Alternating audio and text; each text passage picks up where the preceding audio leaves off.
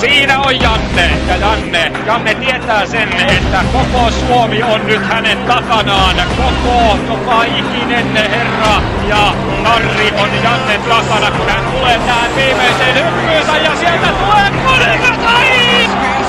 Riittämättömän pitkälle, ja Hyrykin sieltä herkiää. Janne ottaa selvän merkittävän tässä. Aika on uhattuna.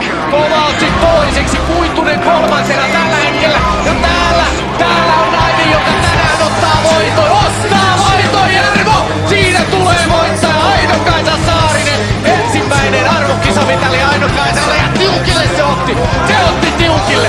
4,2 sekuntia. Ja siinä Aino-Kaisa on tämän päivän voittaja. Jeremenko.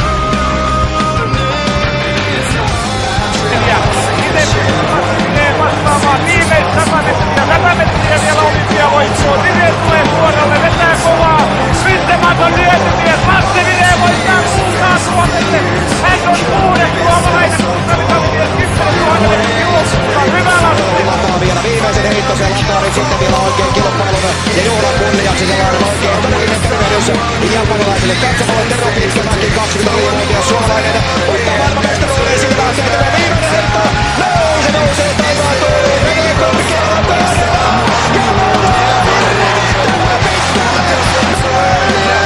menee, mutta Ville Peltonen ottaa kiekon ja tulee samaan paikkaan Kutila lauko ja siellä on 4-0 ja jokohan nyt taittuu selkärankka 52. ihan niin kuin mielestäni joudutaan arvoturnauksessa vaikka kuinka monta kertaa ja sitten vain kiekkoa sinne maalin eteen. Sekä tässä ainoa lääke on nyt kun pelataan näitä ratkaisevia hetkiä tuohon ruutuun. Sinne Mikko Koivula ja Koivula Suomen finaali! Ja siinä oli lähellä, todella lähellä Fredrik Juringilla ratkaisun paikka. Toiseen suuntaan mennään, Hyvärinen tulee! Maailman mestaruus!